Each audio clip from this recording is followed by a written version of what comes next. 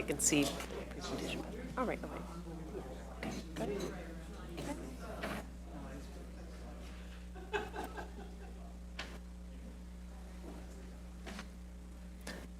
Good evening. It is Wednesday, November 29th, 2017. Welcome to a special meeting of the Board of Directors of the Kensington Police Protection and Community Services District. I am Board President Rochelle Sherris-Watt, and I will take roll. Director Debbie? Here. Director Welsh? Here. Director Hasai? Here. Vice President Natoli? Here. Thank you for coming this evening. We will now take public comment on the item not appearing on the agenda, so if anyone has comments this evening. Seeing as there is none, are there any comments from the board? In general, I know, in general, we do not have public comments at a special meeting. Any comments from the board or? No? Nope. All right. I will simply make the comment that we will be taking public comment on the presentation at hand after we hear from Mr. Brady. All right, so I will allow General Manager Constantoros now to present the item. Thank you. This item is a contract with Matrix Consulting Group for the evaluation of the options related to delivering police services, and this is an item for the consideration of the Board of Directors. To give you just a short background, this was originally presented to the Board on September 14th of this year with an authorization to conduct a request for proposal. After receiving proposals, an interview panel was convened on November 3rd, and the Matrix Consulting Group was the group preferred to conduct this project.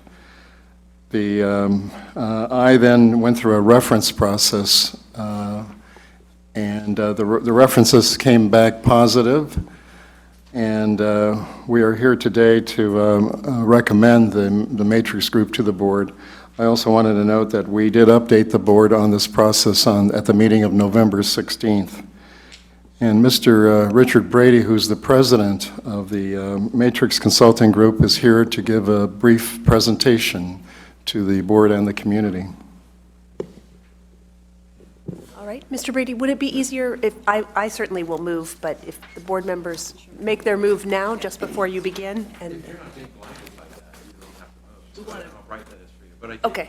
If we could turn off maybe a row of the lights. I believe we can. All right, we'll make our move and then we'll allow you to please begin. I also have hard copy handouts. I have enough for almost everybody, I think, over there. So.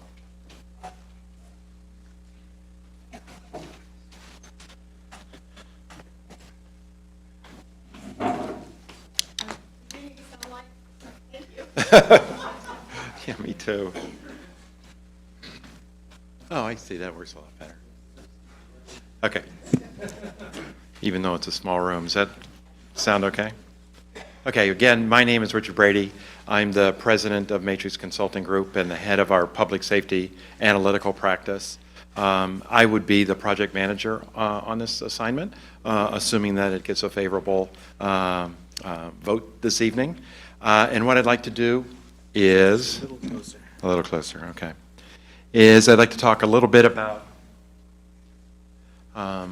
the study, what you've asked our firm to do, and the others that submitted bids, how we would conduct this project, a little bit about our background and experience conducting law enforcement studies in general, but specifically alternative service delivery studies, which is a special interest for this assignment. And then answer questions from the board or address any public comments that are necessary for me to make. So a little bit about the background to the study. Kensington is not alone in asking questions about police service delivery, either in terms of its cost, the connection that police services has with the public, how their services are planned, how they address problems, how police services are managed. These are questions that hundreds or possibly thousands of communities are asking around the country. A lot of questions were deferred during the 10 years almost of the government recession, and now that most jurisdictions are registering some growth since then, they are asking questions about what are the right kinds of staff that we have, what's the appropriate level of service that we should have, what kind of service delivery options that we should look at. Should we look at the use of non-sworn personnel versus having police officers do everything? Are there opportunities to do things completely different? Consolidation and contracts for service with neighbors are common things that many agencies are looking at right now, especially, I'd say, in California. But we have a national practice, as I'll explain in a little bit. But these questions are being asked around the country. The district, which includes police services, has had a long history, we know, because we're based in the Bay Area, and we follow things, has had a long history of looking at its police services that goes back at least 10 years that I know of, and but most recently with the ad hoc committee report that looked at the potential for contracts for service with several of your neighboring municipalities, also with Contra Costa County and with UC Police Department. And they went a long way to look at whether those departments or the cities could be interested, how they would deliver the service. But it stopped a little short of being able to do cost effectiveness and a true deployment and service delivery kind of approach because the information wasn't made available, and this is a complicated analysis, and that's one of the reasons why you elected to have a consulting study to look at this issue and these alternatives. So the scope of the study is really to look at your current service delivery system with the police officers that make up the Kensington Police Department, and to look at how well these services are managed, how effectively they're engaged with the public, how are they addressing problems, not just property crimes, burglaries, thefts, and things like that, but quality of life types of things associated with traffic and other quasi-code enforcement related things, which is going to be important since you're a county service area and don't have a lot of other municipal kinds of resources to draw on. And that's a very important thing. You are really, this district really is, for all intents and purposes, the city of Kensington. And even though you've got some limited jurisdictions, this is a very important thing to the community. Law enforcement is one of the reasons why people move to certain kinds of communities, is perceptions of safety and the type of police protection that's being provided. So that's an important thing. That's an important starting point for this study, is to evaluate what you have. That not only is a kind of a management study and a staffing study on its own, but it also sets the stage for defining what's an appropriate level of service against which to test other service providers. Can they provide the same level of service better in some way, more efficiently, more cost effectively? Would you have resources at your availability that you don't have now? These are important issues to look at in a kind of a good governance or due diligence kind of way to test what are the various options that are at your disposal to look at getting the best law enforcement services that you can get in the community. There may be hybrid approaches that are hard to envision at this point that would involve contracting for some things while having your own police officers, having non-sworn security services do some of the code enforcement and non-crime related things. There are a lot of options right now that we need to work with you in identifying and figuring out whether they could make sense for you as we do this study.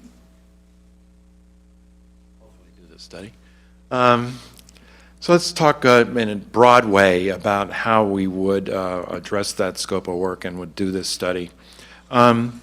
First of all, input is really important. I think the cornerstones for our work with local government and police agencies in particular is threefold. It's based on input from important stakeholders, the community, the board in this case, and of course the other municipalities and the county, but also from the police officers themselves.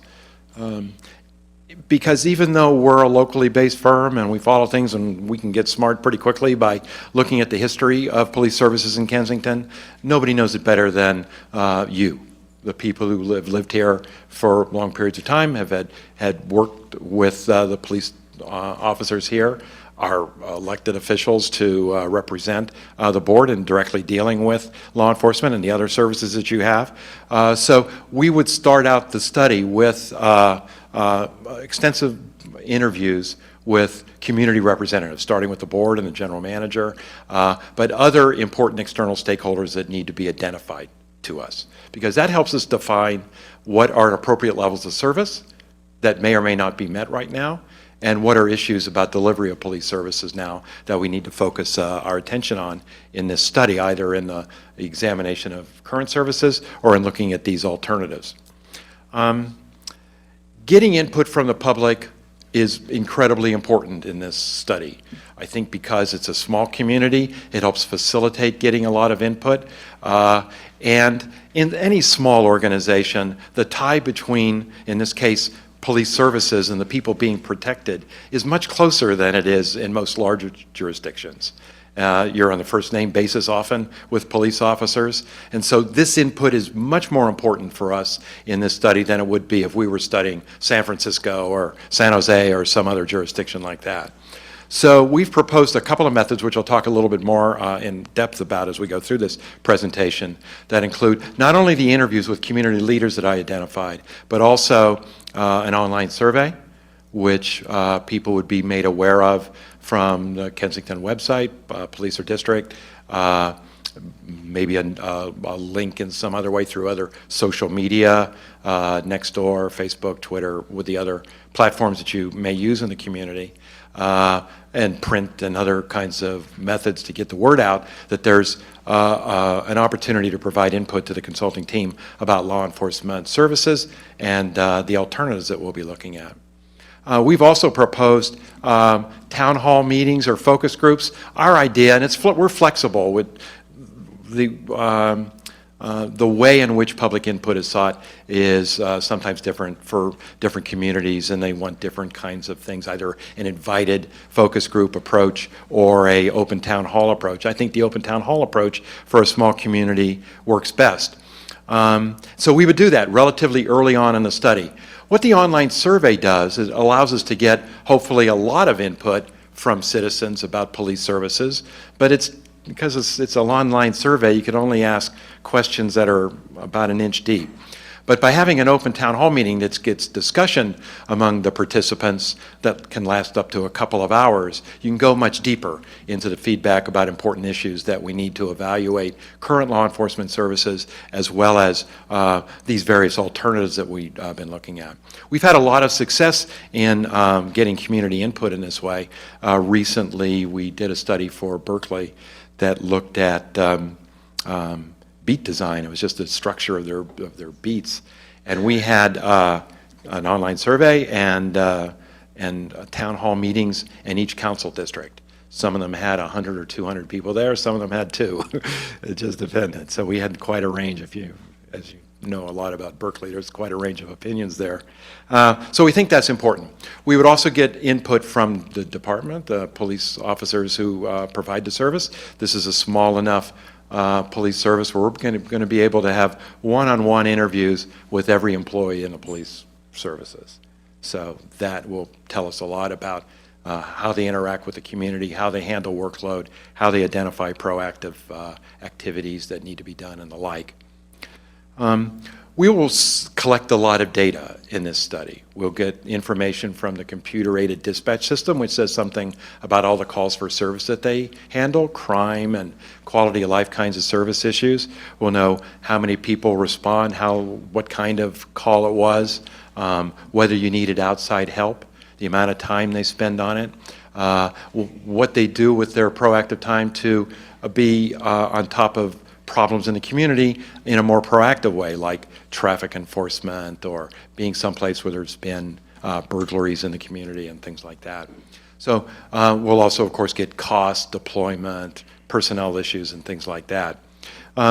Because this study involves many of your neighbors, several of your neighbors, we will do the same process with them as well, because we need to understand how they provide services. We need to understand their organizational structure. We need to understand their depth in terms of patrol and the other specialized services, traffic, detectives, proactive enforcement programs, how they administer to the department, et cetera. We need to understand that because in these service delivery alternatives, we need to understand how you would fit in that. What would be your benefits, how it would be structured, and importantly, how it would be costed. Because each one of them will have a different cost structure associated with them, different pay and benefits. You would fit into their city in a different kind of way. Maybe in some of an immediate neighbor, you would be an additional beat. Maybe it would be some different kind of structure in a different department. So each one of these alternatives that we will look at needs to be a separate analytical effort of how that would work and what it would cost. So the fact finding is a very important part of this study. Once we collect the facts, because the first thing we need to do is to understand the efficiency and effectiveness and how well services are delivered in the current police service environment, we need to compare you to what are best practices in small law enforcement agencies, to look at how proactive time is directed to problems, to whether they use civilians, how they keep in touch with people after the fact on crimes that have been committed.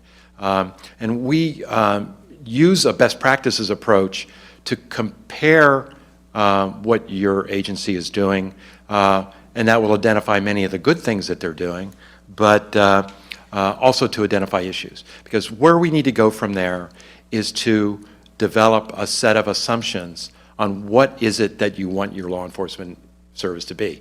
So we'll bring in the facts, the comparative assessment, the input we get from the community to develop the ideal police department for Kensington. So the first step in that will be to see what can you do in your own law enforcement agency to best meet that. Is it more resources? Is it different deployment? Is it getting some help from outside agencies in a more formal way? Is it using civilians? I don't know. But the first thing is to see, can we take the status quo and make it better? But the next thing is to look at, are there alternatives that can better meet those assumptions, those service level targets, and can do it maybe cheaper or in some way for more money that you value this extra service that you get in such a way that you'd want to do it.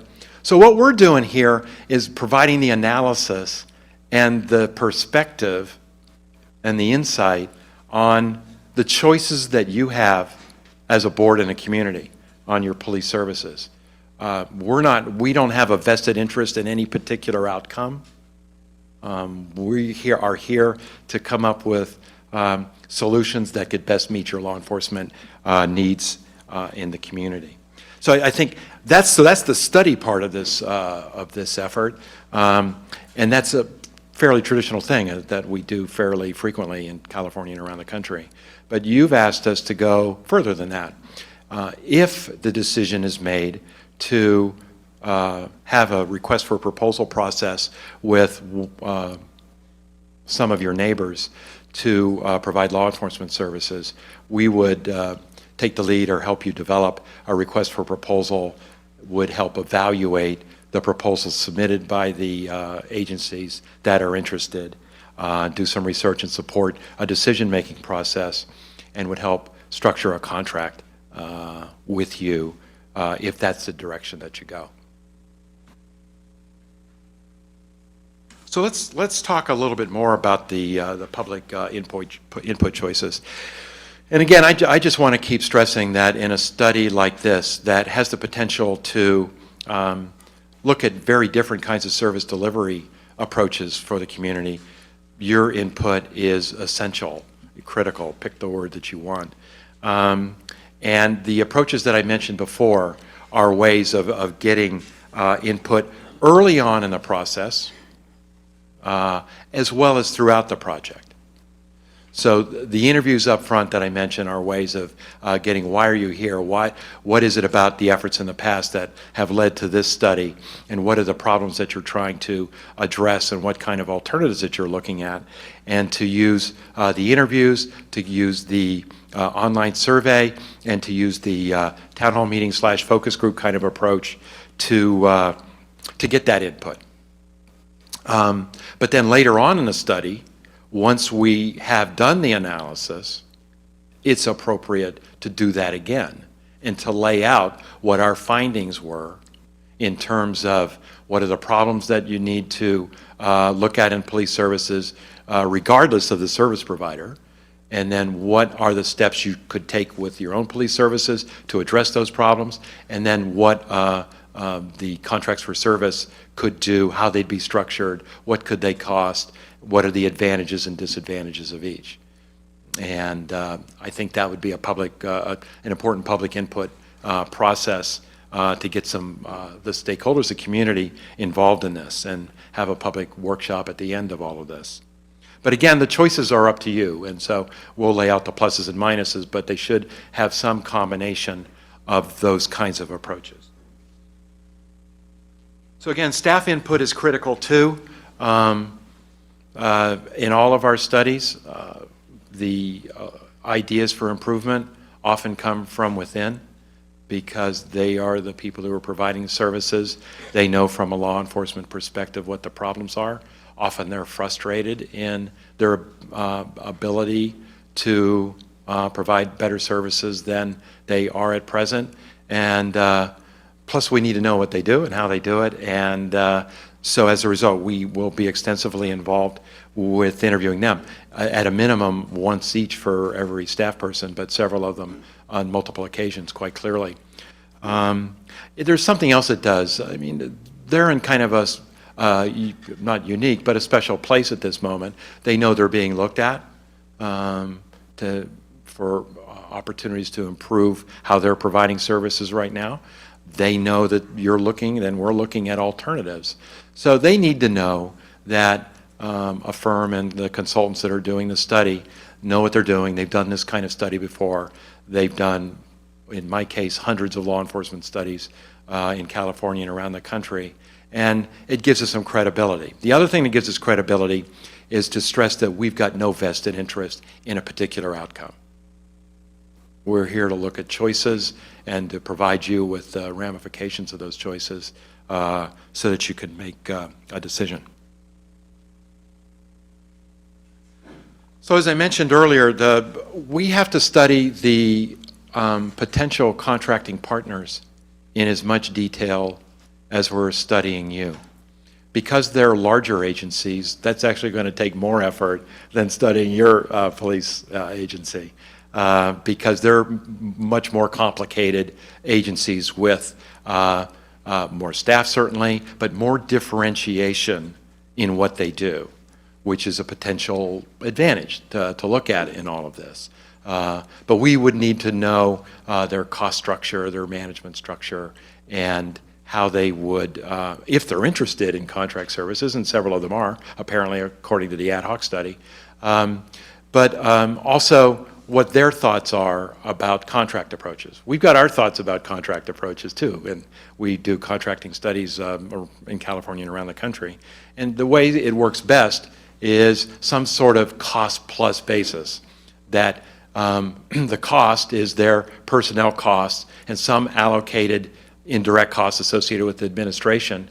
And that's pretty much it, with a cost multiplier that's associated with inflation, employee agreements, and the like, so that you don't enter into any contract situation in which you've got an unknown, in which, if pick a contract term, 3, 4, 5 years or more, and all of a sudden the basis for contracting changes. You need to have some certainty that the costs are an accurate reflection of the service that's being delivered now, would be delivered now in each of these alternatives, and that the allocation of costs, especially indirect costs, are reasonable and represent the costs that they're incurred in some specific kind of way. So we would do that, and that's quite a bit down the road, but that's the best way the contracting should be done. So it'd essentially be the way we would analyze it would be similar approach for contracting with a different cost model for each, because they have their own cost structure, each one of these. So I'm not going to propose going through this in a lot of detail here, but this is in our proposal, the task plan layout that we proposed in the study. And the first phase is really an information gathering, a fact-finding approach that involves understanding from the board, the general manager, community leaders, and the police department. What brings us to this point? What are the issues here that we need to understand? And then we quickly go into our data collection phase to get the information I mentioned about workload, about personnel services, about how they work on programs and things like that. The end of that second task is a really important document that we would give you. It's a descriptive profile of police services here. So we would, in detail, describe the workloads and the service levels that you receive, as well as how the police officers are deployed, how they handle crimes when they occur, how they follow up on them, how they administer to the department, the cost, et cetera. That's a very important as-is or foundation for our study, because we need to understand what services are now, because that's going to be an important basis for it, the analysis. The community input would happen early on in the study as well, so that input isn't restricted to just the board and community leaders. Everyone would have a chance to participate, either in terms of the survey or the town hall meeting early on in the process when we're getting our ideas together. The way we describe the tasks are a little bit different than what you did in your RFP, so I just wanted to point that out. Our second phase is an initial findings phase, which looks at opportunities to improve the current service delivery system with Kensington Police Services, to develop a set of assumptions related to service levels and service delivery that your police services would be held to, and any of these alternatives.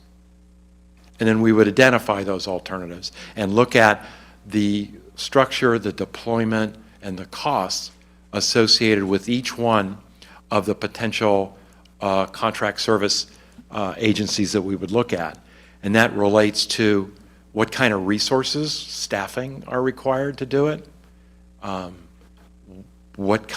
you would transition that service in terms of equipment or facilities or vehicles or systems, or the fact that you might have to have an overlap of police services for some period of time. Those are very important costs that are often overlooked in these kinds of studies. And what would be the total operating costs associated with it? So the last two phases are really the reporting of all of this.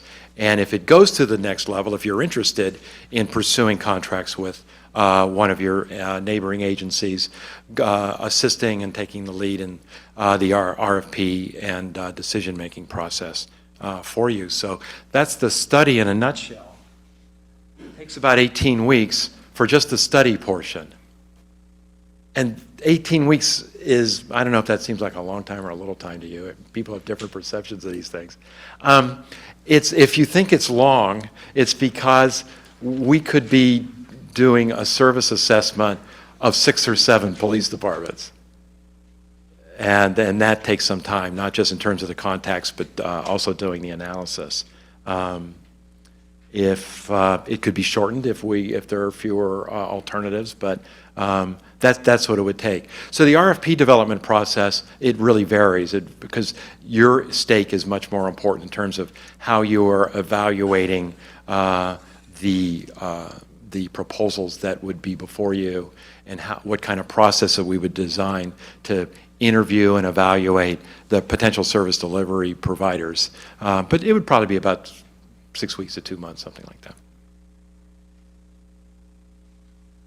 So I saved this for the end. A little bit about us. Matrix Consulting Group, we've been around for 15 years. That's actually a long time in consulting years. But myself and the leadership of the firm have been, and not just the leadership, some of the senior people, have been with me for a very long time, going back to the 1980s. While we do a lot of things for local government, we just work for local government, but while we do personnel studies and public work studies and things like that, public safety, especially police services, is every year the biggest part of what our services are. It's typically half of the studies that we do, and our public safety and police team is distinct from the other things that I mentioned. Our team, as I mentioned, are composed of people like me who have done 350 of these studies over 35 years, but I've never been a police officer. But we've got people in our team who have been police officers and police managers who are now consultants, and they're on our team because they are good analysts. Because you're not asking for a police officer, you're asking for an analyst. And so, but you need to know the subject matter, and I think that really works well. As I mentioned, we've done well over 300 law enforcement studies. We've done over 100 in California, and that includes Berkeley, San Pablo, and Hayward. In the past, we've also worked for Contra Costa County, for Richmond, others on the peninsula. So a lot of experience in the Bay Area and in California. Of special note and importance for this study is not just knowing police services and doing police studies in a general way, but looking at law enforcement service delivery options. And it's amazing, in my experience, these are questions that agencies usually ask in recessions, and they ask it for the wrong reasons. They're asking it because they need to save a lot of money, more money than saving, not buying pencils or, having outside training and things like that. It's because they're looking for fundamental ways of saving a lot of money. Those are the wrong reasons to do it. The more important reasons, the better reasons for doing it, are it makes sense because of how services are provided. That in many instances, it makes more sense to have economies of scale to deliver law enforcement services more regionally. So that's why a lot of agencies are looking at it. We are involved in several studies or in the past year. The ones I've mentioned here are just in the last year. We worked with the City of Dublin on a contract service alternative. We've done several studies for Orange County, San Clemente looking at service delivery, Laguna Hills and service delivery. Laguna Hills, Laguna Woods, and Aliso Viejo are looking at a joint contract with the sheriff and not a 3 contracts. We did a major study for Riverside County for all of the contract cities to look at the feasibility of creating a joint powers authority for a unified police department over 20,000 square miles. And they're actually seriously considering it. So it's a lot of interest, not just here, but in other states. We've done work in Washington, New Jersey, Florida, and elsewhere. So our team, and there's a couple of more people here than there are in our proposal to give us some more flexibility. The key team will be myself. I'd be the project manager. I'm the head of the firm, and I've led most of our law enforcement studies during that period. My purpose, or my role in studies like this, is not just to do meetings like this. I do the interviews and collect the data and help write the report as well. That way, when I do stand up here, at various stages, like at the end of the project, I know better what's going on than reading it just as you have. Plus, I love doing this. That's why I started the firm. But I'd be involved in quality control, helping direct the analysis, et cetera. Byron Pipkin has been with us almost from the beginning. He was one of our first clients in Sunnyvale, and we hired him. He was the head of their research and development unit.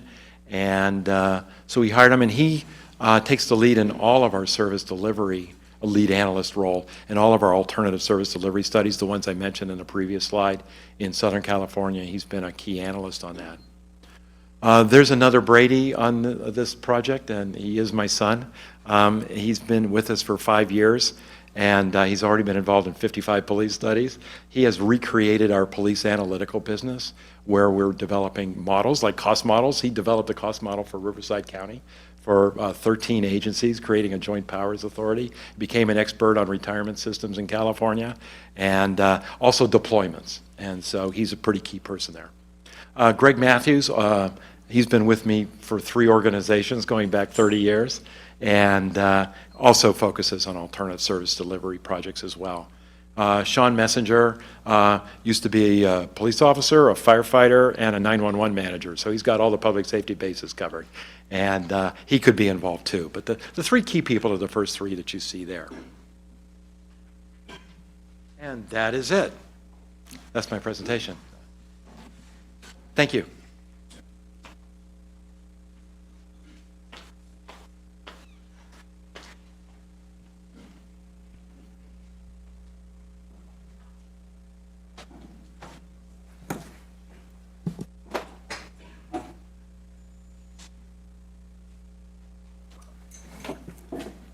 Thank you.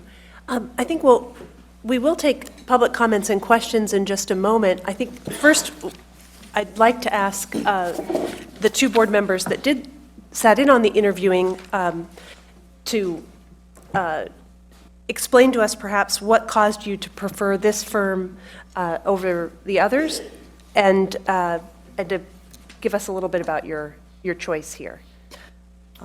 I'm happy to start a little bit. I was one of the board members on the committee to choose the firms, and I feel, even after today's presentation, very happy with my choice personally.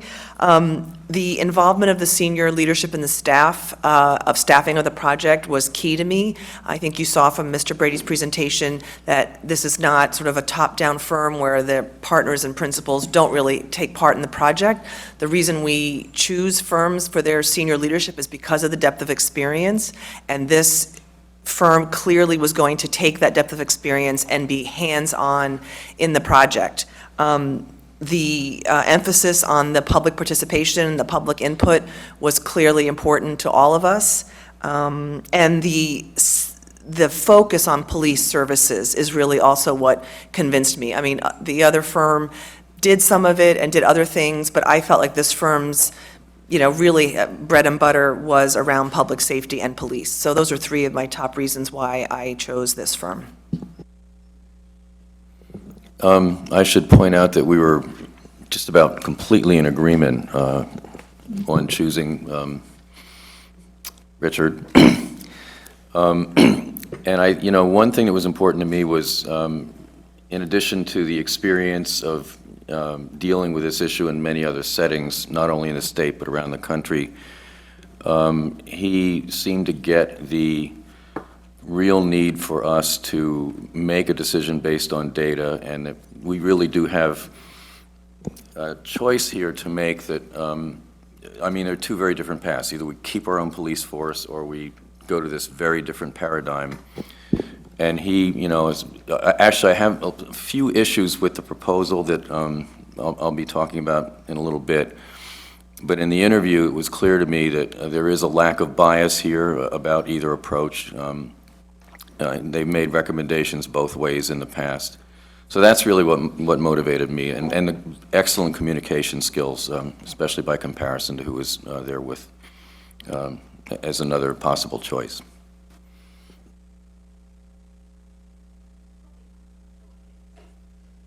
Then I guess I have another question for you and my fellow board members and the general manager. What in this proposal was not here that you wanted to see? Was there anything that you were missing that overtly? I mean, we have some things that we'll need to talk through, but I just wondered if there's anything for you that jumped out that was not here. I think it may be present in the assumptions, but it wasn't expressly enunciated, and that's one of the big issues that we're also thinking about or trying to figure out is the potential costs for our current department with OPED and CalPERS, and if we were to contract out, what the cost would be for CalPERS and so on. I didn't see that expressly pointed out. Yeah. Mm-hmm. So everybody can hear, he said that's a critical part of the analysis. And that was actually, I was assuming that was going to be done, but I'm glad you raised that point, Eileen. Mm-hmm. I alluded to this a little bit just earlier, but I am a little bit concerned about what appears to me in the actual proposal to be a bias toward contracting out. I don't think it's intentional. But first of all, I would really like to see the analysis and the proposal of a menu of choices to be separate from things like being willing to do the RFP for us, or being willing to help us negotiate a contract should we decide we want to contract out. It seems to me that in order to make this process clean, this should be about doing the analysis and presenting the choices only. And if we decide we want to do an RFP or we decide we want to contract out, that's a completely separate proposal. In my view, that's the way it should be structured. And the final point I wanted to make is that what did I want to say here? While there is a lot of focus on going through a 10-year process of evaluating what would happen if we contract out, what the process would consist of, I didn't see the same thing for keeping the police force here. It might well be that after you do a best practices analysis, you'll see that the current police force falls short of best practices in many areas. That's my feeling right now. And so, one remedy is to contract out to get those best practices. The other remedy is to make whatever changes are necessary in-house to achieve that. And there's a timeline associated with that potentially as well. So I'd like to see that. I'd like to see a commitment to put the same amount of analysis about how to get from where we are to where we want to be if we keep the police force in-house, just as we're going to see an analysis about how we get to where we are, from where we are to where we want to be if we contract out. That was actually my understanding. In our conversation, you said that you would do a 10-year out for both options. So just, that was my understanding. Right, but I didn't see that in the Okay. proposal. Yeah. Yeah, I didn't see it in the proposal, but I did see it in the slide, so. I understand your comment about, I wondered actually the same thing about including the RFP process, that because of the possible implicit bias, but I bet the general manager did it because we wouldn't want to get to a point where we were down the road and then found that a firm that we had chosen couldn't help us through that process. I think, I don't want to assume that that's where we're going. I don't think any of us want to, but that it needed to be part and parcel because we could then end up with a lot of data and nowhere to go, having to fumble around for months or years while we figure out. This is also Yeah. a do not exceed proposal. So we're going to be paying as we go. There's no obligation to pay this full amount. It's a do not exceed. Well, is that true? So, okay, so we would be billed separately. I like the idea that we might want to, Well, we don't have a contract yet, so we will put these things in. I like the idea that we would have the choice of continuing with the same group to do that leg of the process should we get there. I just would kind of like that to be, it's good to know that's there, but we might want to think about as we get to that point, how do we want to work that? To me, it's a separate process. That's all I want to say. And I think, before you made the presentation, was a little concerned about making contact with neighboring agencies so early in the process, thinking that somehow we're kind of jumping the gun, but I understand now, to understand best practices, you need to have a Yes. area focus, and also that it takes so much more time, so we don't want to get to week 15 and then go back and start, okay, so that. Yeah, I'm all for that part of it. Okay, are there any more, for now, comments? We'll certainly discuss this, I'm sure, more. Go ahead, Chris. I've got comments about individual parts of this, so I don't really have any general comments. But Okay, I think maybe now we'll take questions from the public. If anyone wants to comment, you'll need to come to the microphone. And then the board will have, And then we can ask Perfect. specifics perhaps that Great. have not been answered. As people are lining up, would you perhaps be willing to come over and fill out a speaker card simply to facilitate the board president's calling people to the microphone? Good. You can do it after. Yeah, yeah. Thank you. Hi, my name's Simon Broffman. Based on my experience as a consultant with EDS, which was more technology-focused. We found it extremely helpful to have someone from the client side on the team. And I was just wondering if that's something that we could look at. I think it becomes an educational process for both sides. I guess my question, Mr. Braffman, is when you say, Simon, but from the client side, what are you meaning? The residents of this community ultimately are the clients of this process. And, you know, in a sense, we're paying for it. So we are the clients. Absolutely, yeah. Do you want, please? Thank you. We strongly urge you to create a project steering committee that is of your choice, but you don't want us to be working in a vacuum. You want to be building along with us on each one of these tasks that we're going through. So that, I mean, there's important decisions to be made in some of these things, and we need to bounce ideas off of you. And whether it's the board, or whether it's the board and some members of the community, that's up to you. But there should be some sort of project advisory committee. I won't do that yet. All righty. No, If you're going to respond, you should use the microphone and come up and respond, so because don't worry about we that. record that way. Mr. Knight?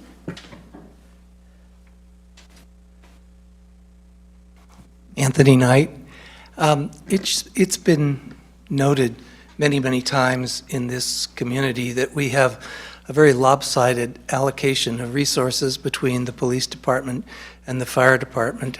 There's historical reasons for that, but it's a reality that the one is starved for cash and the other has a surplus.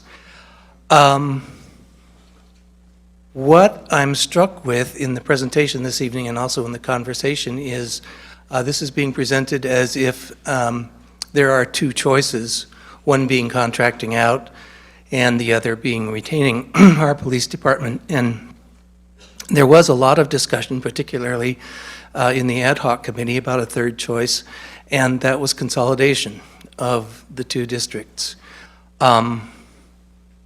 Is consolidation going to be studied with the fire department? No, go ahead. Can I just speak to that, please? I think you've answered the question. Can I speak to that? You know, I think it's kind of a separate issue.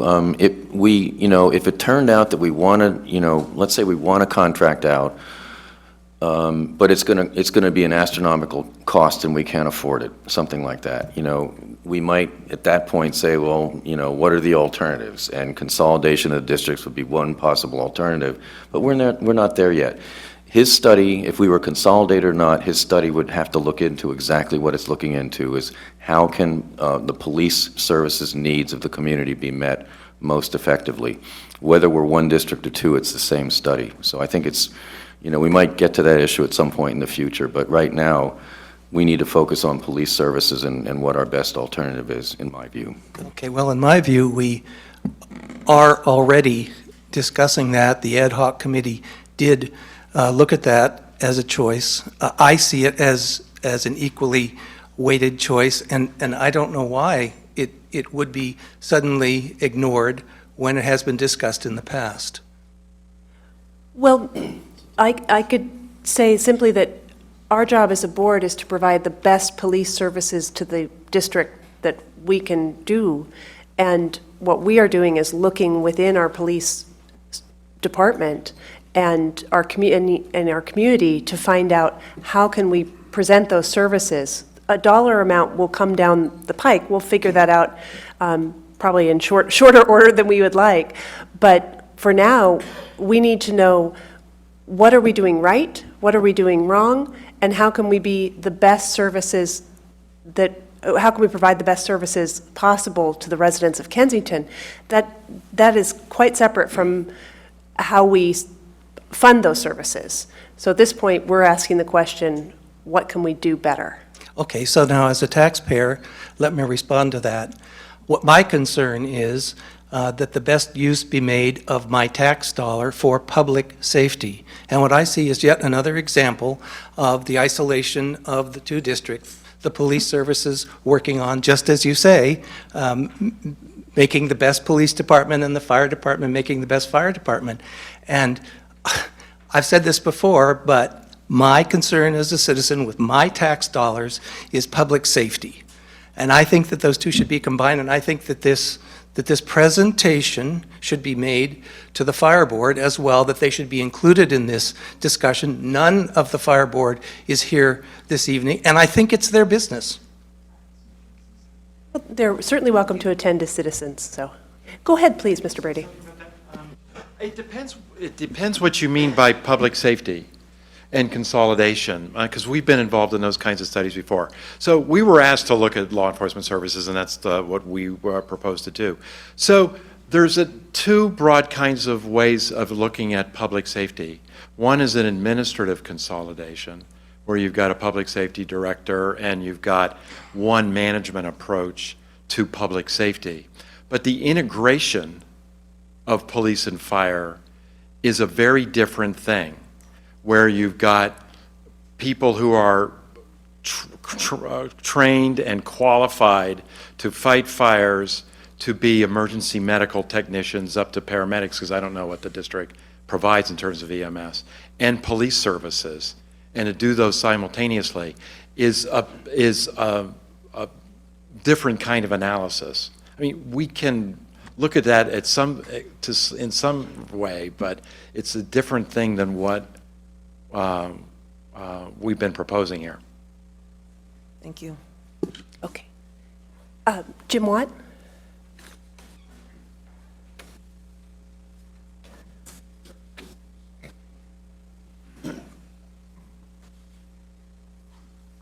Yeah, good evening, Jim Watt. Well, listening to Mr. Brady, it's very clear that his firm has considerable experience in this area, and I'm sure that all of you would agree that getting this study right is critically important. You know, several months ago, there was a discussion about the important steps that the community would follow in getting this information. And these steps were enumerated in the RFP, which was sent to potential firms, including Matrix. Furthermore, in your agenda package, you have a recommendation from the general manager that you, quote, authorize Matrix Consulting Group to proceed with the evaluation of police services as detailed in the RFP and their proposal. Tony sent me the RFP, which contained a revised list of the 4 project phases which I am providing to you. I believe these 4 phases clearly spell out the work required to complete this evaluation. What I'm concerned about is that these 4 phases do not dovetail with the 4 phases identified in the Matrix proposal.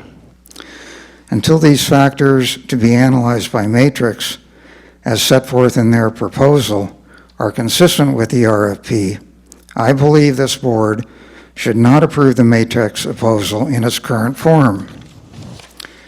Given that I have a 5-minute time limit, there's no way I can enumerate all of the inconsistencies between the RFP and the Matrix proposal. However, here's a quick overview. Phase 1 in the RFP was intended to come up with the ideal organizational structure for a standalone department and was to involve community input. The Matrix proposal provides a historical overview of the department with 1 town hall meeting and 1 survey monkey. There's no mention of providing a modified organizational structure based on existing conditions and cost estimates for public comment in their Phase 1. Phase 2 of the RFP was intended to provide some hard numbers to a modified standalone department and also to develop the initial RFP criteria to be considered by other police agencies. Again, the public was invited into the process. The Matrix proposal would analyze the costs of a modified standalone department and break out the factors to be considered in contracting out. Somehow, this phase of analysis is able to detail the costs of outsourcing without actually receiving proposals. All this work would be under the review of so-called, quote, project steering committee with no formal public review. Phase 3 of the RFP involved meeting with contracting agencies, negotiating proposed terms, identifying other transitional costs, and comparing the actual cost to contracting out with the modified standalone option. Again, public input was expected as part of arriving at any final conclusions. The matrix proposal provided a comparison of the standalone versus a contracting out options to include a pro and con evaluation. All this was to be reviewed by the steering committee only. Phase 4 of the RFP was to prepare a final report with recommendations. The matrix proposal uses this phase to provide assistance in the preparation of RFPs with other agencies for delivery of shared services. The question to be asked is, how can matrix give any recommendations in Phase 3 without the hard numbers that will be provided from contracting agencies? I would strongly recommend that you ask Matrix to conform their proposal to the proposed outline that was approved as part of the RFP process. I would also suggest that Matrix be fully apprised of the financial obligations facing the district and why it will be important to develop approaches that will lower costs and not increase them. Thank you.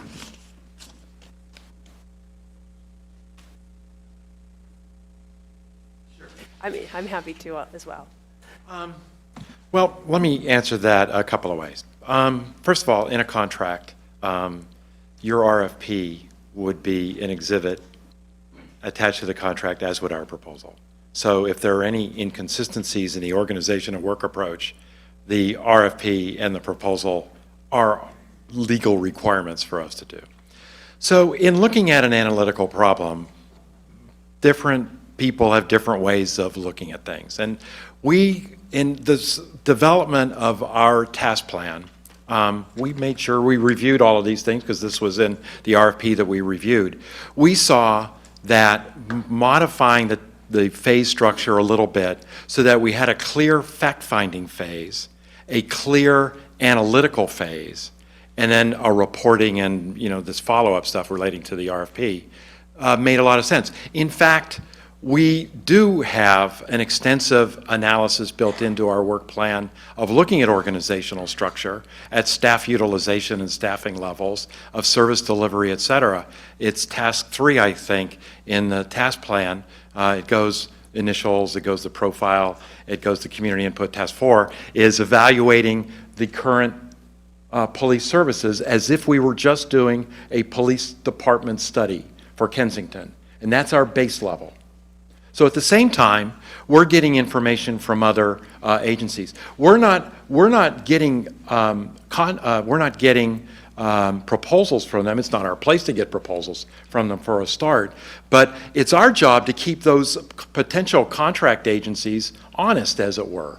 I mean, we're in the business of developing a scope of work for them to respond to that would equal to the ideal police service that we're talking here compared to best practices or our analysis of organizational operation and staffing efficiency and things like that. But we would be analyzing their cost structure, and we would be developing an analysis of what their cost structure in providing service to you should be. It's their responsibility then to come to you, can we do that or not? Can we deliver whatever it is? If we're going to deliver a police service in which we can guarantee 10 people in patrol, you know, on a 24/7 basis, we're going to have, and with a certain kind of response time, that we're going to investigate all felony crimes and misdemeanor crimes in the community with a detective initially responding within 24 hours of an event. Et cetera, traffic enforcement, et cetera. We're going to define that with your agency as the starting point, and their cost structure being an alternative to that. So it's all there. Okay. Thank you. Ms. Steinberg? No, I'm sorry, not in this moment. No, we're going to call Ms. Steinberg, but perhaps it.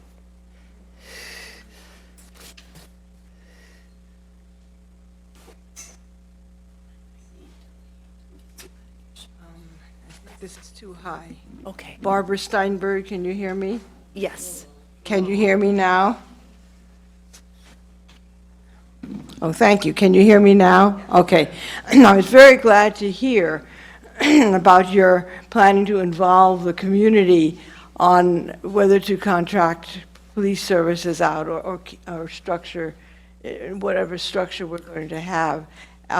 Terribly important. However, I'm also really would like to hear your comments on how you plan to involve the community in the decision-making process about what eventually happens, since we are all, oh, thank you, since we are all such a central part of the services of the police.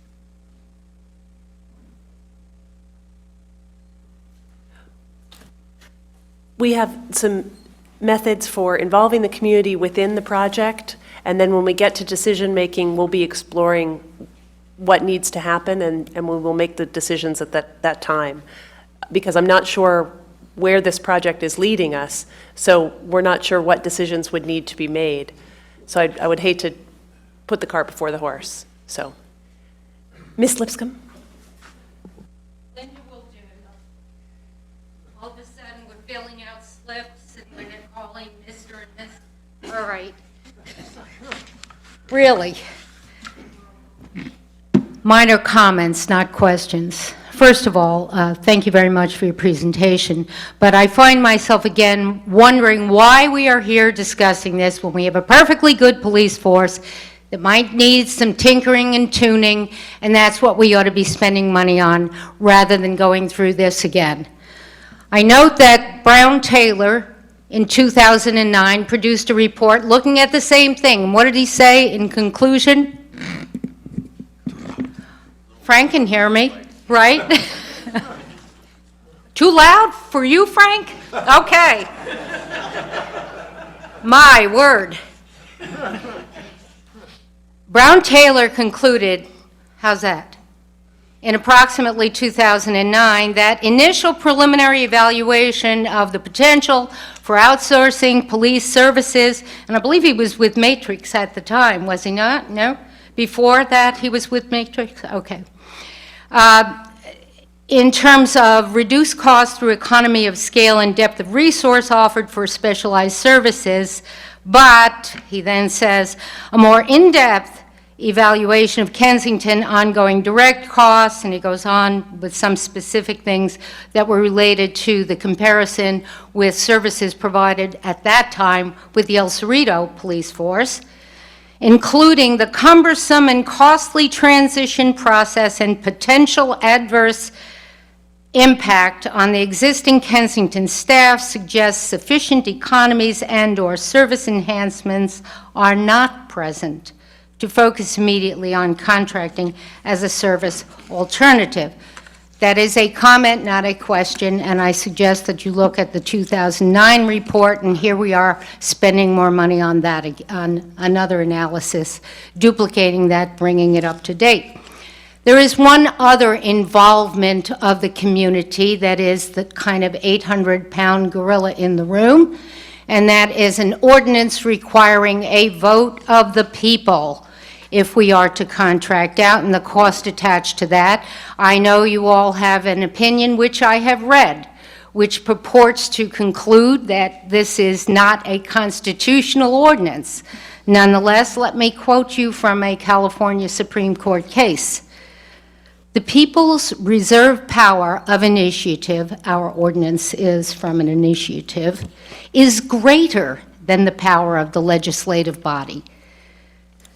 The latter may not bind future legislators, but through the exercise of the initiative power, the people may bind future legislative bodies.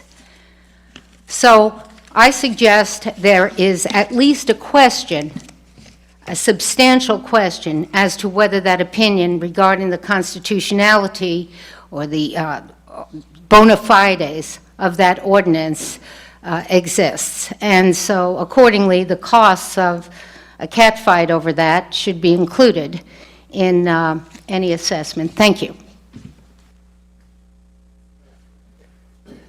I hate to think of anyone stirring up a cat fight in Kensington, but How unusual. we are not at that point yet. We are merely at the fact-finding and seeking for ways to improve our department. I appreciate Brown Taylor's work in 2009. We are in quite a different world in 2017-18 than we were just 9 years ago. I think socially, politically, we're woke, if I will not be too derided for using the slang. So there's another public comment someone would like to make?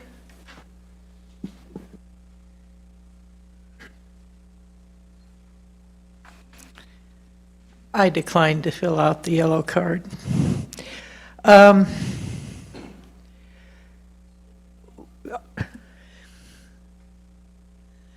not sure that that's even required. It's just helpful for other people. It's helpful. Well, you do want to be reflected in the minutes, don't you? I know. Folks watching the video may not. I've Just been remember told in that. the past, I'm not anonymous, so we'll let it happen what happens. Wave to your audience at home.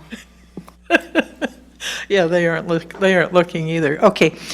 One of the things that I was on the ad hoc contracting part, and one of the items that basically all of them suggested when looking into other police departments was to get some information on the culture of that department. And we all appreciated that's a good idea, but we had no idea how, certainly we as just ordinary citizens could determine it. And I'm wondering, do you have a method for determining police department culture? And if you found out something that maybe was less than favorable, could you be able to share it with us? Is that a yes? You're shaking your head? Huh? To both of those questions. Yes, to both of them. Okay, well, that's very good to hear, because like I say, I think it's important, but not an easy thing to find out.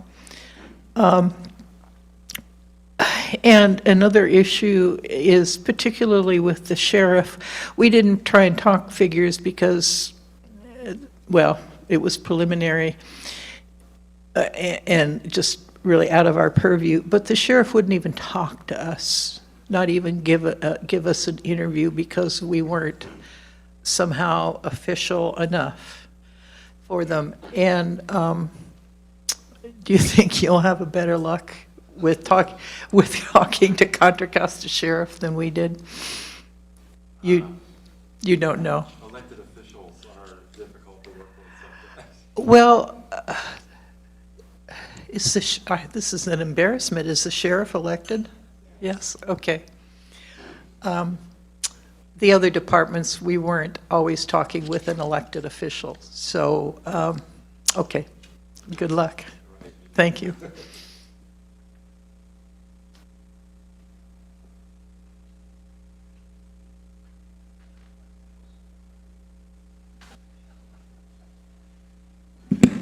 Good evening. I'm Carl Krieger. I don't know what instructions you have from the board or management. My concern is that we are going to go down this road and we are going to find someone we're going to contract out to. And to me, that's about the worst thing that we can do. We have experience with our fire department. We are paying more than El Cerrito does per household. And we are receiving much slower service. So I want to just emphasize that you need to look to see how we can improve our police department, have our own department. And I'm not sure that we are going this way. I have the feeling we are finding a reason for contracting out, and that concerns me. Thank you. Actually, I did want to raise that point, Richard. If in looking at the pros and cons of contracting out, there's two issues that are embedded, I think, in what Carl said. First of all is looking at that contract and see if there are any, if we were going to contract out, if there are any mistakes that were made in that process that we ought to avoid. The other problem, I meant to mention it earlier, is, you know, you can get a great deal for the first several years in the contract, and we did get that in the beginning with the fire department. But then as you renew, you know, there's no commitment. And so if all of a sudden the entity that you've been contracting with decides to up the cost, the options for dealing with that are quite limited. And I've seen that in IT ventures in government, you know, where we start out with outsourcing and then all of a sudden it's like, wow, we're stuck. And the price gets jacked up pretty high. So that's something I hope you'll be able to answer as part of this analysis. So that is a really important point in contracting, and that's why this study is going to take some time in order to get into each of the departments' operations and the departments and cities' cost structure to understand what those total direct and indirect costs are. So a big problem in contracting in law enforcement as well as in IT is that you're right, there's an initial agreement, but no real firm agreement often in how costs will escalate in the future. So you need to have those escalators agreed to in the upfront and written within the contract. There will be things that are outside of your control. That's one of the issues with contracting. You don't have anything to do with the collective bargaining agency or group in another agency. So salary increases are something that will be passed on to you. You would have that if you're in your own police department too, but you don't have control over that. I think another important thing, and this is why it's important to define these costs up front, is to make sure that all of the costs are included and that the basis for allocation to you is reasonable and appropriate. Let me give you an example. So it's this happens a lot with county sheriff's offices contracting with municipalities. It happens here, it happens in Southern California quite a bit, where counties are putting pressure on sheriffs to recover more of their costs. Whether it's things that they're not supposed to do, that they offer for free for municipalities like helicopter services, and they're trying to sell them enhanced helicopter services and put that in the contract, or oops, we forgot to cover training costs for special enforcement. You need to make sure those things are accounted for right now, today, as we're doing that. And that's included in the basis for contracting, and you know it's going to be captured in the future, and that they don't come up with some new thing to get you later. Can I ask a question? How do you put a value on, I would call them soft costs or costs that maybe are not quite definable? Like, we simply have a problem in getting our officers training. Right. So how do you evaluate the potential improvement, I guess, Right. Go ahead, I'll let you. Well, there's several questions there, and part of that goes to that question that came up earlier, in that you have problems in a small department, 10 authorized, fewer than that on an ongoing basis, getting people away to be involved in training. It's not a cost thing, it's just you can't get them away for training and pay for the overtime to get somebody to cover that position. It's very difficult. So part of that is evaluating what you can do right now and what additional resources might be necessary so that is less of a problem. And that might be making efforts so that you're closer to 10, doing different things on recruitment and expediting that, or you know, getting resources from some other place. There are a lot of other kinds of soft costs, though, that need to be incorporated in that. The training cost is a best practice thing, and that should be something that's pretty known and quantified. But the municipalities will also want to charge you for a portion of their human resources department, a portion of their finance department, certainly a portion of their information technology. So what is a reasonable basis for a cost of which you are only a small incremental value to? If you, given the size that you are, if you were getting services from another municipality, much larger municipality, what is the incremental impact on their dispatch services? I mean, they may want to charge you for a dispatcher around the clock. Well, that's not reasonable. So it would be some proportional allocation that we can analyze and provide you the basis for that. In your analysis of other jurisdictions, are you going to be looking at the overall financial health of that jurisdiction? As best that we can, yes. Yes. And certainly relating to things, relating to unfunded liabilities for Yes. retirement. Exactly. Retiree medical and all those are very important. Thank you. Okay. I want to bring up, I think that members of at least my finance committee would have some questions about the scientific criteria and reasonability of SurveyMonkey. And we're wondering about other surveying sources that I little like bit to more raise that scientific. too, because we've had other issues with using that, and so if we do use that, and in this phase of the proposal, I might be less worried about, and Len and I, when we discussed this earlier, we had a lot of discussion about what type of surveying and statistically relevant, and for certain parts of the project, it may not be quite as important as if we're getting to a decision-making point. But I would like to make sure that there's a way that, individuals can survey and respond once, and that's it. And, we're never going to see that, but there has to be. SurveyMonkey until Jim Watt mentioned it.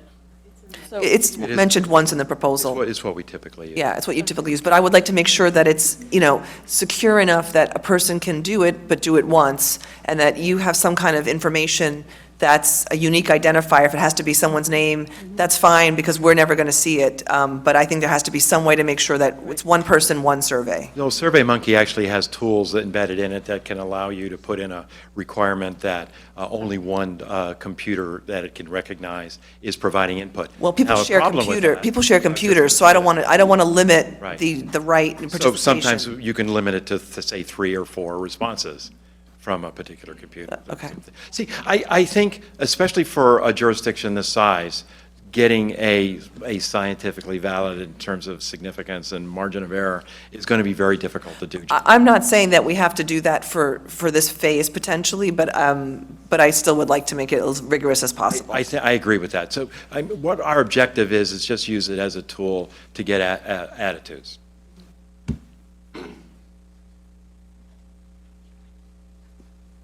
Other questions or comments from board members? Celia. Oh, I'm sorry. Oh, go ahead, Celia, if you would like to come forward. It's too.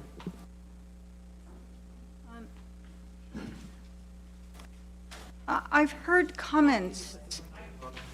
Sorry, is that better? Closer? I've heard comments tonight, as in other times, that seems not to reflect the reality that I have experienced and know in this community.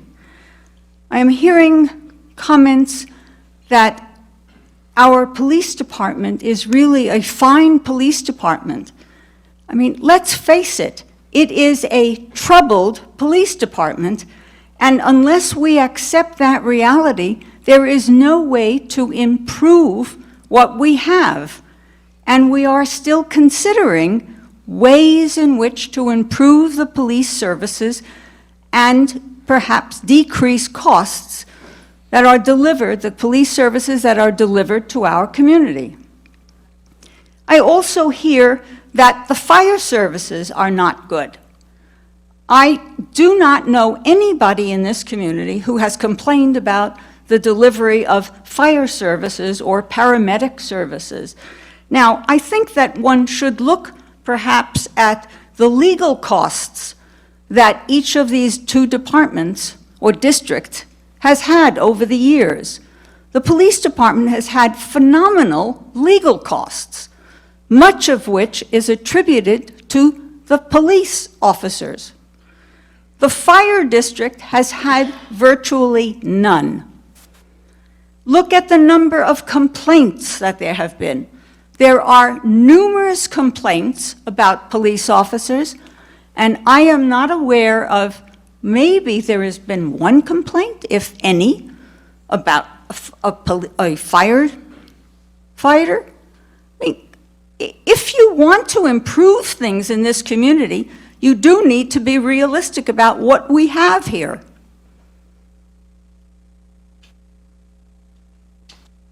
Thank you, Mr. Fitzsimmons.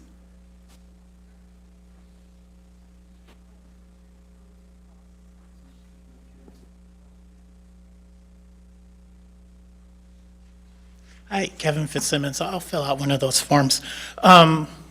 Just two quick questions. Is one, I'm told approximately 20 to 25% of the citizens of Kensington are unable to use something like SurveyMonkey. So what other types of survey services would you be using to try to get answers? And the second one is going back to the concept of the culture of neighboring jurisdictions. What methodology would you be using? What questions, what approaches would you be using to ascertain what those cultures are? Thank you.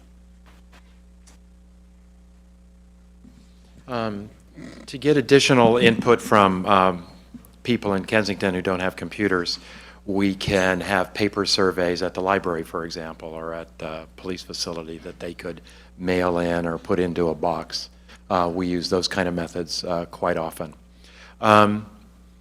In terms of the getting an understanding of what organizational culture is in the different departments, that's one of the reasons why we would interview fairly intensively in these other departments to understand what their service philosophy is, how they follow up on complaints, how they are engaged with citizens, how they identify problems.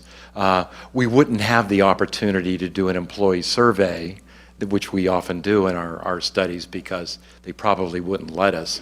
But what you're most interested in, what any community is interested in law enforcement, in a culture of law enforcement, is how they're structured to be interacting with the community and to provide a tailor-fit service for that community and how they resolve problems. So those are the kind of ways we understand that.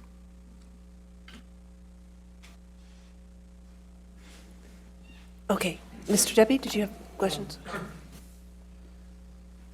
Is that good? Yes. Three main areas. One, I think the cost or the proposed cost was a fixed price, but it seems like you've been talking about options and not to exceed, and in the proposal, where does it talk about that? Well, I think the principal issue relates to the RFP assistance and development. So what we've done in our cost proposal is we identify the cost for each task, and so that set of tasks is $10,600 or something like that.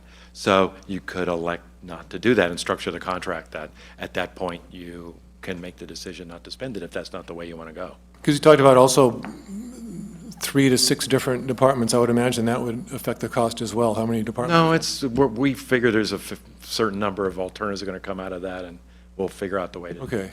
Yeah, actually, though, following up on that, I mean, that's not the way the cost section is written. It's tendered as a fixed price of $74,000. So can we get that changed to a not to exceed? Yeah, that didn't mean to. We put the separate price by task so that you have the choice not to do a task. And you can do a contract that says you could elect not to do the last task if you want. Going to something someone else said about community input, not everybody's comfortable coming to a town hall and speaking.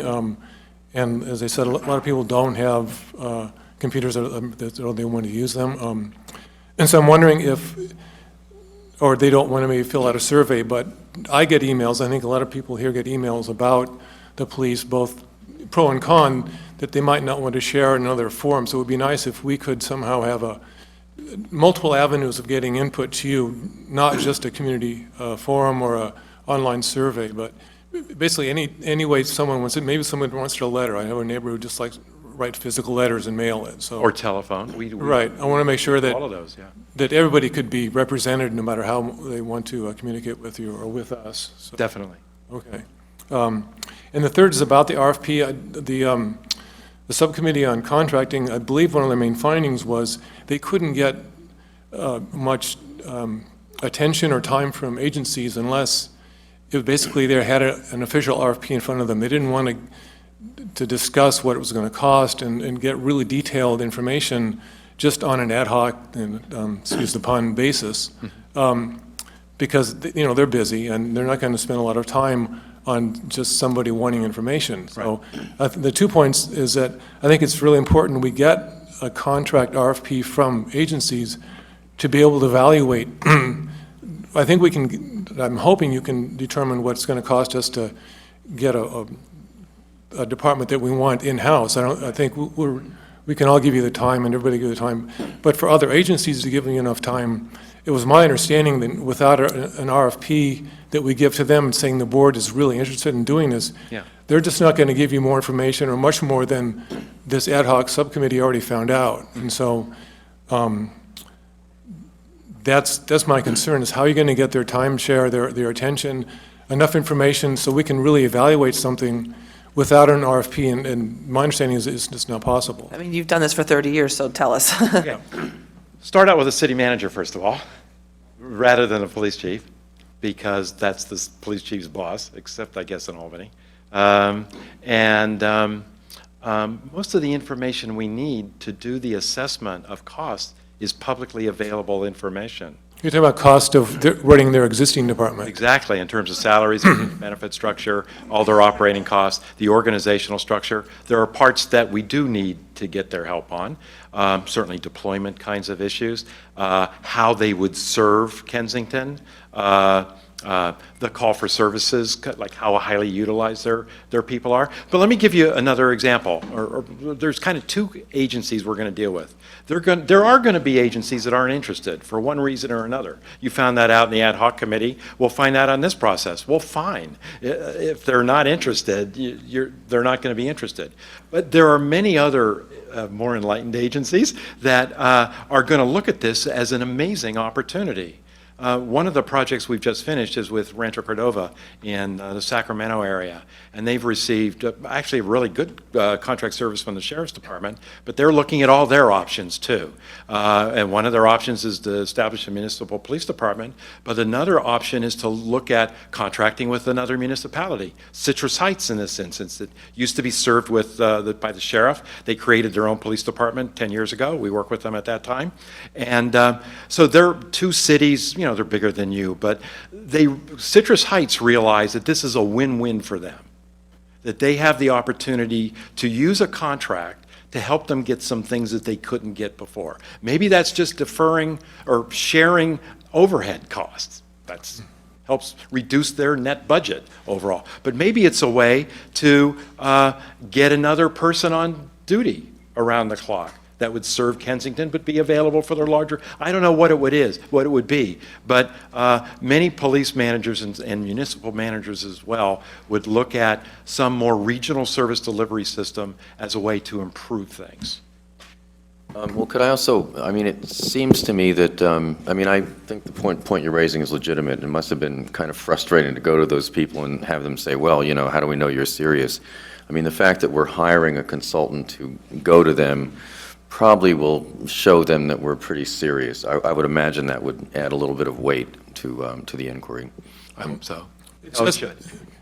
I'm sure they'll take you more serious. Well, maybe, but still, without an actual proposal from this agency about what it's going to cost and the terms for 10 years, 20, the increases, without that, we're still talking about a theoretical possibility, and I think that's what at least I want to have is at the end of this, what is it going to cost for our own police department to get it up to what we want, as compared to what it really is going to cost from another agency. And without that, we're just going to go on with the same arguing about, or discussing options without really having hard facts to discuss. And that's what hopefully this is going to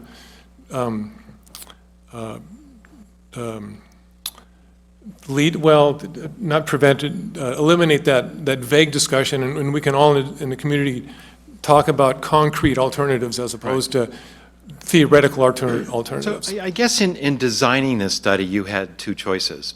And I think and I think a couple of the other questions have highlighted this, that you could have done it in a way in which you said, here's the level of service we want to contract for, give us your best shot, and our consultant will help us evaluate those. Or you can do it this way and look at how a contract service compares to making your own department better. And so looking at it as a number of ways of doing it. So we have the opportunity up front to do the analytical work with respect to potential contract partners that would help keep any bid in an RFP situation realistic, so we avoid some of the things that several people have mentioned about an unrealistic bid coming in order to get it, and then 3 years later it's 25% greater. So we're able to control that. We're not doing the bids for them in the study part of it. We're saying a likely range of costs would be this, given their personnel costs and other costs, how they'd allocate indirect costs to you, and how they would serve you. We're giving you our analysis of what that would be. So you're going to propose to know what they would charge us? Yes. I think in some ways that might be more helpful, because we'd actually then have a strategy, a target. Should we then desire to go that route, we would then be saying, well, we're looking within these parameters. So anything outside of that is going to be either maybe a false, lost leader, but, that's what we should be looking. We have a little bit more information, I think. You'll get better. Yeah, and I like the idea of being able to see through the RFP and say, is this a sincere RFP or is it bull? And that allows us to do that. So I think both are necessary. If you're going to tie the knot, you have to do the preliminary analysis, and then you have to go through the RFP process also. Right.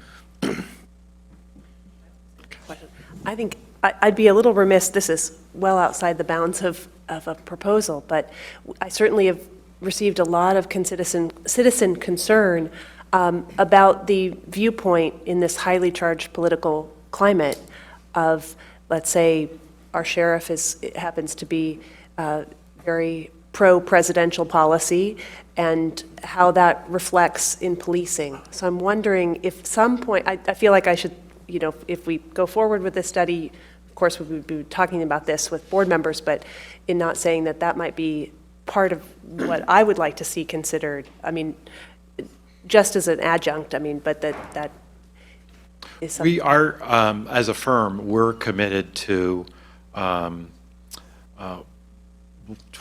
we're calling 21st century policing concepts that were put forward by the Department of Justice under the Obama administration, which are still in place, which say that law enforcement is more than having police officers on the street.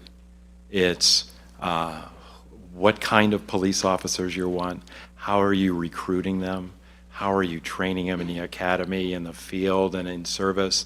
What are first-line supervisors doing? What are you doing to be engaged with the community, to understand what their problems are? Yeah, I think she might be making a different point, though, if I understood what you were saying, that you were concerned about something. For example, if the county wants to follow the federal government's lead on being hard on immigrants, for example, yeah, that's something that would matter a lot to this community. I think that's part of the organizational culture question. Okay, yeah, I was thinking it's culture, yeah.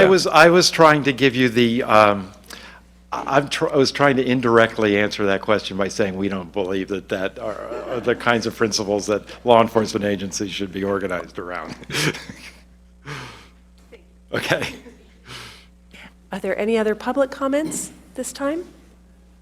Yeah, if you have to come to the microphone if you're going to. I wanted to add one more thing that I forgot to say at the end, because I got all on that constitutional bit I got on. Do you have any idea how destructive it is to have people working for you while you're sitting there over the course of years looking for ways for them possibly not to have their jobs. I suggest that you make a cultural change on the board to making their environment a better place in which to do their policing. And as for comments regarding the cost of legal costs in this community, you should know, Celia, the one that you were involved in probably cost about $250,000, so you sure should know.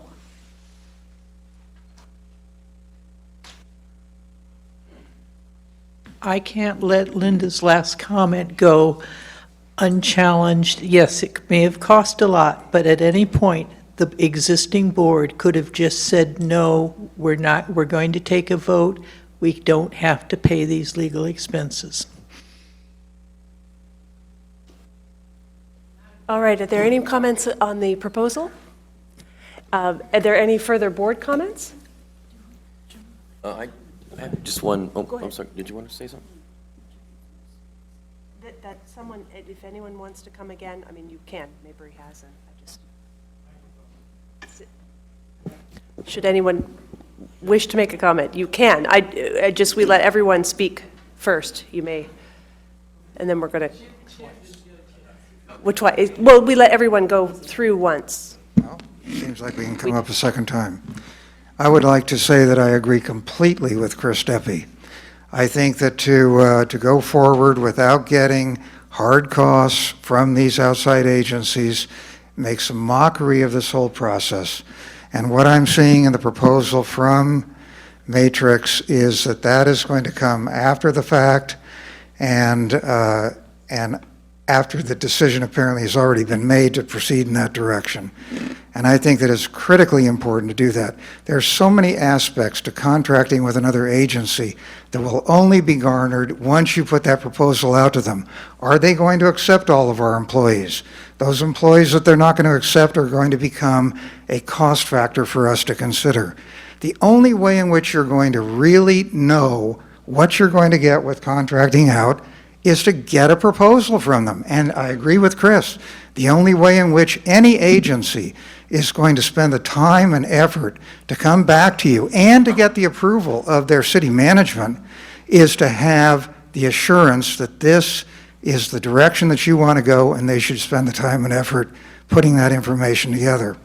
I think that it has always been contemplated that if we were to choose to go with contracting, it would be the same as we did with dispatch. We would have a resolution from the board and present that to the agencies.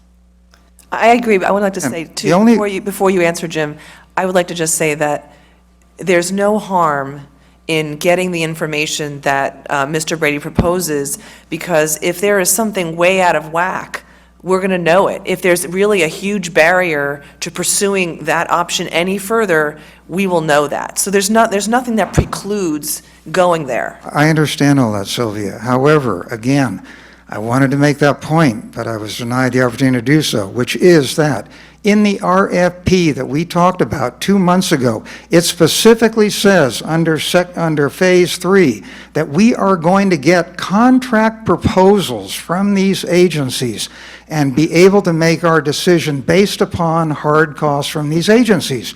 And now we're not hearing that that's the direction we're going to go. And I think that's a mistake.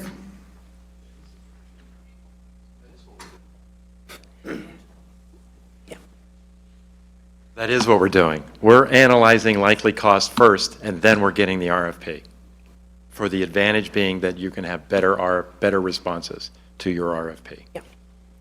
Okay. Yeah. I just wanted to say, a number of people have raised issues. I actually appreciated the issues you raised, Jim, especially about the standalone, developing the standalone information as robustly as we develop the contracting information.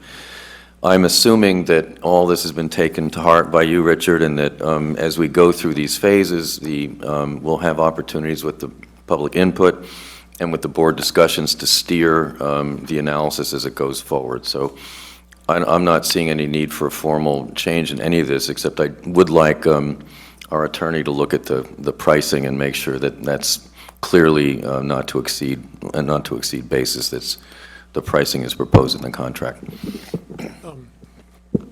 I just wanted to, still talk about the RFP when it comes, because I think in Phase 3, you've got a final report.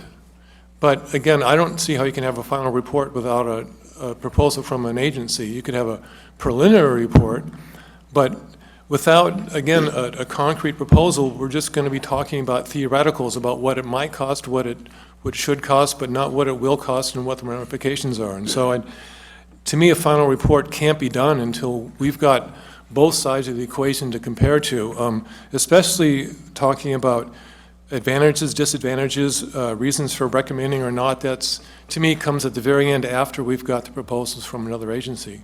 And I'm not saying that because I think that's the only way to go. Maybe having our own department is a way to go, but I'd like to be able to compare the two with two really concrete sets of data, which is what's been lacking up until now and what's been causing a lot of discussions and controversy, and because we don't have two concrete pieces of data to compare. And that's really where I want to get to, and that's why I don't think a final report is appropriate, or advantages or disadvantages, because you just don't have all the data at that point. And that's a good point. Maybe there would be a preliminary final report and a final report after the contracting. But remember, we're not discounting your existing police service. No, I know. So but we're comparing the current delivery of services in a police department, the steps you can take to make that better, right, against the advantages and disadvantages of contracting for service. But if you don't, but if you theoretical, it's an analytical. Well, so what is theory? But it's a series of statements that come together to make sense and describe reality. It'll be within some percentage difference of what a bid would be, but it would be based on the same data. We're making sure that you're going to get fact-based kinds of responses from potential suitors in contract to provide service to you. Pursuing an RFP does not mean we would choose to contract, and that's what I think people need to understand. That doesn't mean that's the choice, it's just more data. Well, but also, one of the reasons why we're talking about having that $10,600 not being assumed in the total contract is you may get to the end of the analytical process and say, I don't want to consider contract. Right. Well, or we might see that no realistic RFP is going to come to us for less than X, and X is too much. So you need a final report to do that.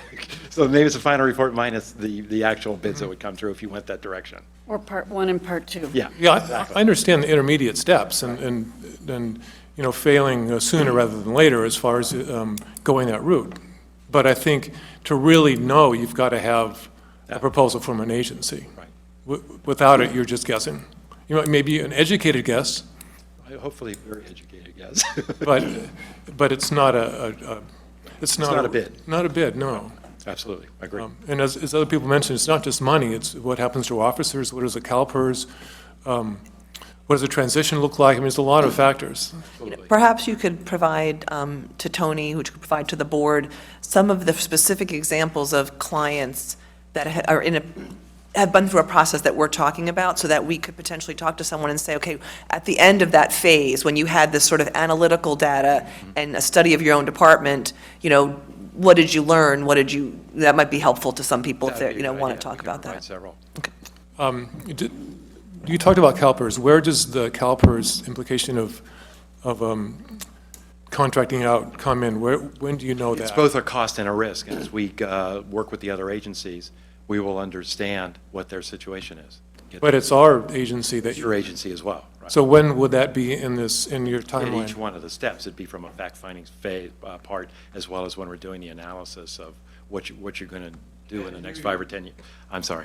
It's going to be both in the fact-finding phase as well as in the analytical phase as we look at the impacts of the various alternatives in terms of what other agencies have, in terms of their retirement structure, their unfunded liabilities, et cetera.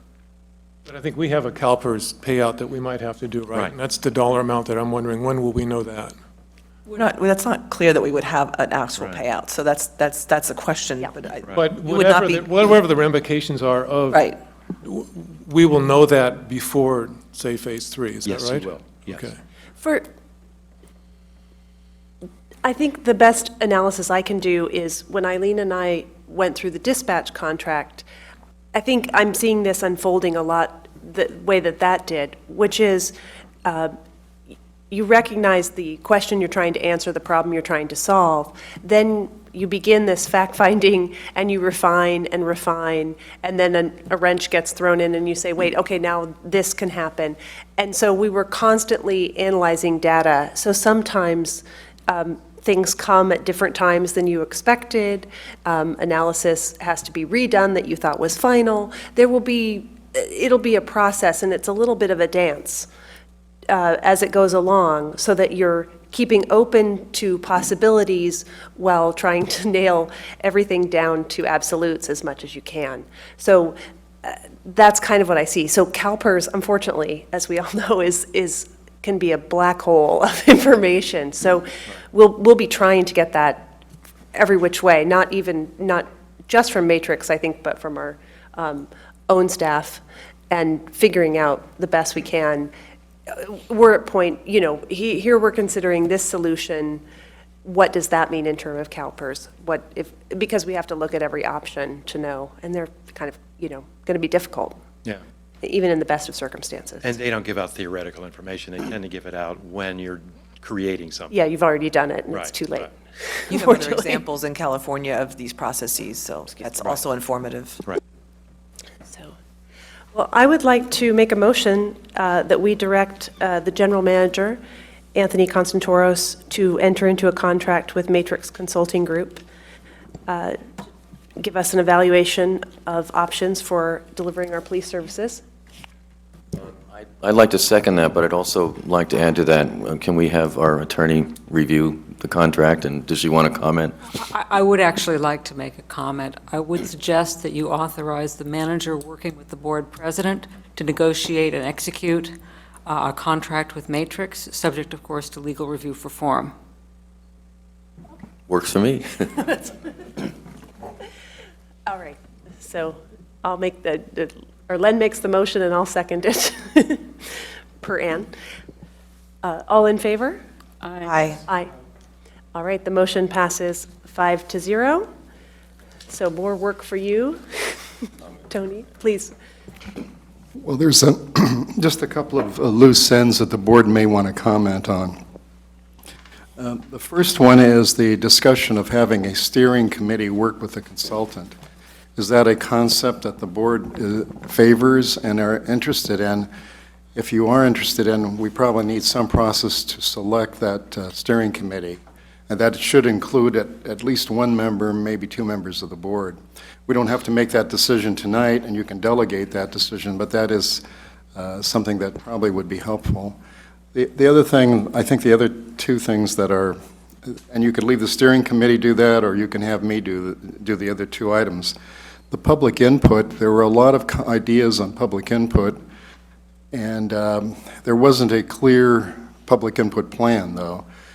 In the RFP, we had 3 public meetings, but Mr. Brady has suggested other additional techniques in lieu possibly of the meetings.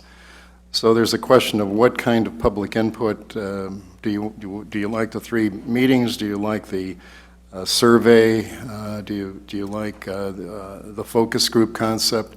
Is there any particular system that you prefer? And then the third and final aspect of this, I think there is some confusion on the process. And it comes down to, really, I think Mr. Watt's points are well taken.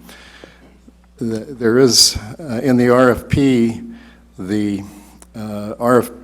the proposals from other agencies is done before the final report. And the final report includes the results of the RFPs. In Mr. Brady's draft here, it's done after the internal review is done. It's like Director Welsh said, it's like a 2-step process. The internal review, and then you decide whether you want to get the RFPs. So there's differences in that, 2 different approaches.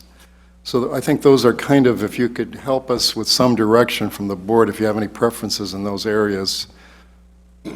Okay, I would speak to the second question first. I like the idea of a town hall. focus group, I'm considering at this time, but not sure of. I definitely like the idea of at least 2 community meetings.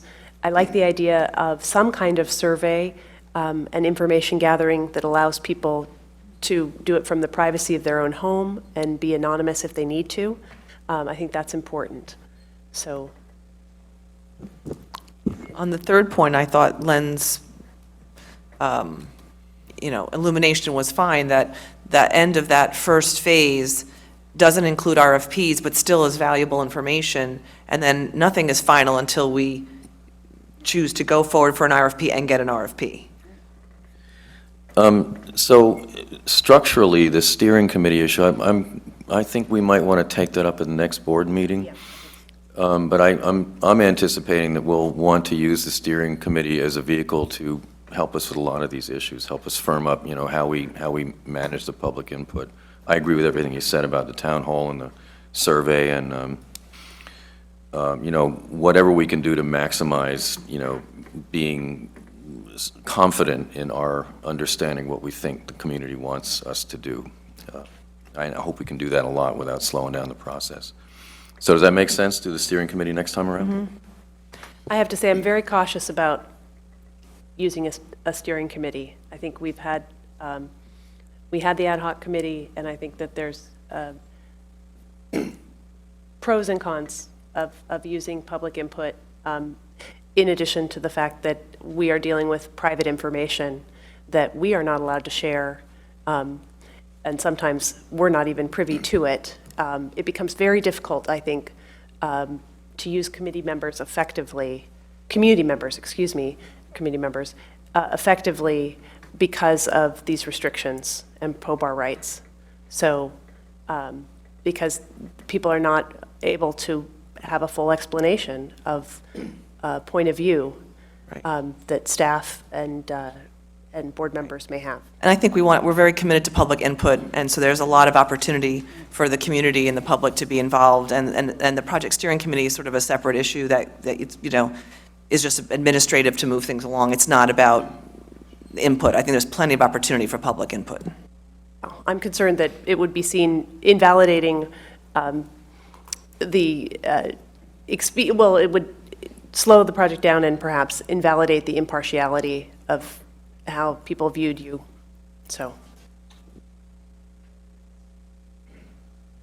Yeah, I'm a little agnostic on it at this point, but it's really the choices between Tony being the one that, and you, perhaps, that shepherds this process along from meeting to meeting or event to event versus something that's, I don't know if it would include, community members in the steering committee or not, but, slightly bigger, 2 board members can do the work, might take some of the burden off of you.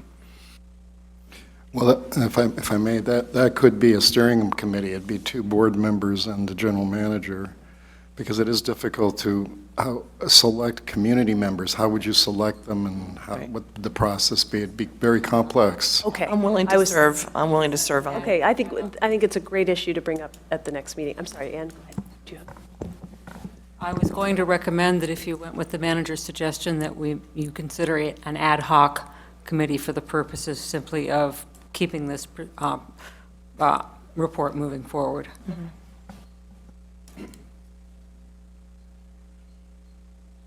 Right, so we... Yes.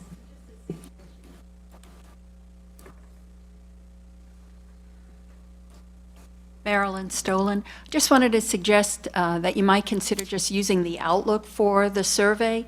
Could be included, goes to every single household. It's up to every person to return it or not. With SurveyMonkey, we had a lot of problems the last time. We have a lot of technical people in town, and they figured out a lot of ways around SurveyMonkey.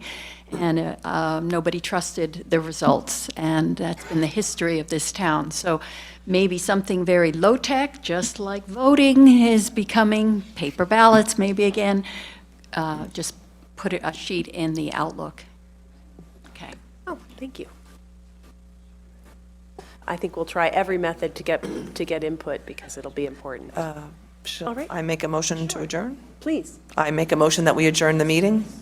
All right, I'll second that motion. All in favor? Aye. Yes. Thank you so much for coming. This concludes our meeting, and we will meet again on Thursday, December 14th.